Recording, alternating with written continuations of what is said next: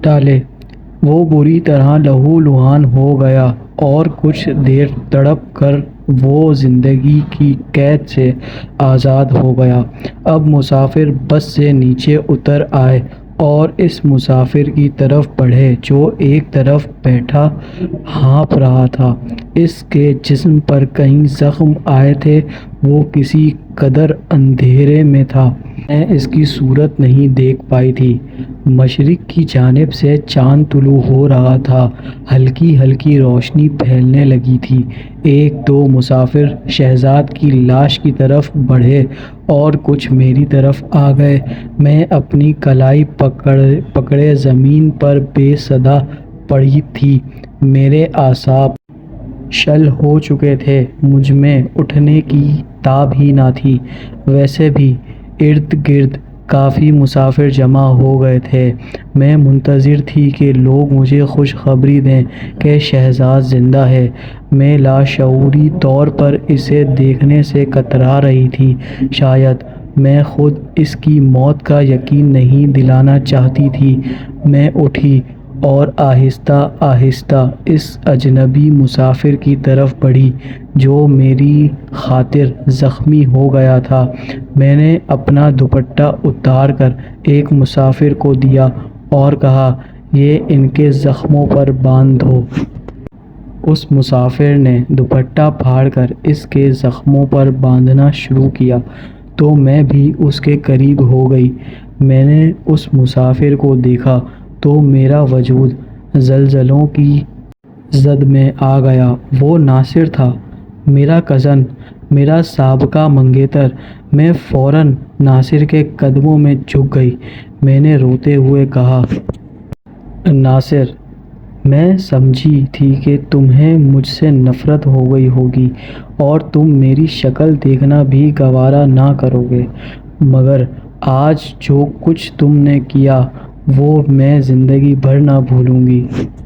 سلمیٰ، عزتیں سب کی سانجھی ہوتی ہیں۔ یقین کرنا سلمیٰ، مجھے قطعی یہ معلوم نہیں تھا کہ جہانی کا شکار ہونے والی لڑکی کون ہے۔ یہ تو مجھے اب پتہ چلا ہے کہ وہ تم ہو سلمیٰ۔ شاید قدرت کو ہمارا ملن منظور نہ تھا۔ میں قدرت کے اس فیصلے پر شاکر ہوں۔ تمہاری جگہ کوئی بھی لڑکی ہوتی تو تب بھی میں وہی کچھ کرتا جو اب کیا ہے۔ مجھے اس بات کا افسوس ہے کہ میں تمہارے خاوند کو نہیں بچا سکا، شاید تمہاری قسمت میں یہی لکھا تھا۔ یہ کہہ کر ناصر نے میرے سر پر ہاتھ رکھ دیا۔ میری آنکھوں سے تشکر کے آنسو بہہ نکلے۔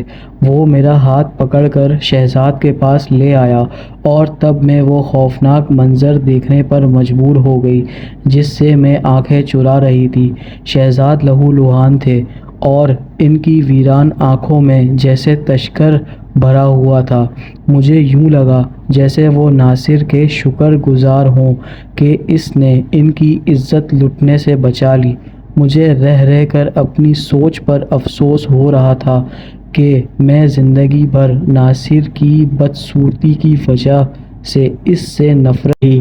میں نے اس کے کردار کی خوبصورتی پر توجہ نہ دی۔ آج مجھے پتہ چلا تھا کہ گاؤں کے سبھی لوگ اس کی تعریفیں کیوں کرتے تھے۔ وہ واقعی تعریف کے قابل تھا۔ ناصر پر مقدمہ چلا مگر جلد اسے نہ صرف بری کر دیا گیا بلکہ تعریفی اسناد اور انعام سے بھی نوازا گیا۔ جب ان حالات کا علم میرے والدین کو ہوا تو ان کے سر بھری ناصر کی عظمت کے سامنے جھک گئے۔ میرے ابا جان نے ناصر کے والد سے معافی مانگ لی۔ برسوں بعد بھائیوں میں خود بخود صلح ہو گئی۔ کچھ عرصے بعد میرے والدین نے خود چاہا کہ میری اور ناصر کی شادی کر دی جائے۔ جب مجھے اور ناصر کو والدین کے فیصلے کا علم ہوا تو ہم دونوں نے ان کا یہ فیصلہ ماننے سے انکار کر دیا، اس لیے کہ میں ناصر کو بھائی بنا چکی تھی۔ میں اس فخر میں رہنا چاہتی تھی کہ میں ایک غیرت مند بھائی کی بہن ہوں۔ میرا کوئی بھائی جو نہیں تھا۔ اور دوستوں اسی کے ساتھ آج کی یہ ہماری کہانی اختتام پر پہنچتی ہے، لہٰذا آپ بھی ایسی کہانیاں سننا چاہتے ہیں اور دیکھنا چاہتے ہیں تو میرے چینل کو لائک، شیئر اینڈ سبسکرائب ضرور کیجیے گا۔